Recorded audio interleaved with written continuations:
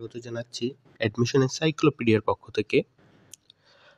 তো আজকে আমরা টেক্সটাইল অ্যাডমিশন টেস্ট 2025 নিয়ে একটু কথা বলবো।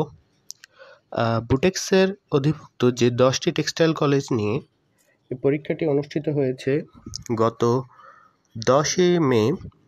আমরা আসলে সেটার কাটমার্ক নিয়ে একটু আলোচনা করব। যেহেতু এই পরীক্ষাটা সবার শেষে হয়েছে এবং ক্যান্ডিডেট সংখ্যা কম ছিল, তো এটা কাটমার্ক মোটামুটি 60% প্লাস মাইনাস হতে পারে। তো আমরা একটু আলোচনা করে দেখি। তো এখানে দেখা গেছে ফিজিক্সে মোটামুটি 18+ ইজি টু মিডিয়াম ছিল কোশ্চেন। কেমিস্ট্রি ইজিলি 19+ সবাই অ্যান্সার করতে পারছে। ম্যাথে একটু টাফ ছিল বলতে গেলে, তাও কোশ্চেন খুব একটা কঠিন ছিল না। তবে টাইমের জন্য আসলে ম্যাথ এক্সাম হলে ম্যাথের ক্ষেত্রে টাইম ম্যানেজমেন্ট করাটা খুব টাফ।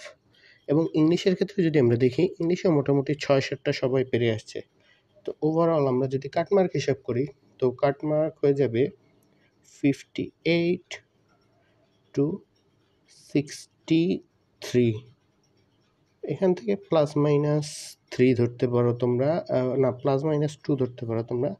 কারণ হচ্ছে ধরো এখানে অনেক কিছু নির্ভর করে, সেকেন্ড টাইমার, তারপর ওয়েটিং লিস্ট থেকে কত দূর যাবে সেটার উপর। তবে তোমাদের মার্ক যদি এই রেঞ্জে থাকে, তাহলে তোমরা আশা করতে পারো যে ফার্স্ট বা সেকেন্ড ওয়েটিং লিস্ট থেকে হলেও তোমরা একটা সিট পাবে।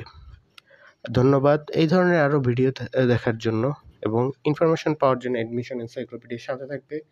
আসসালামু আলাইকুম।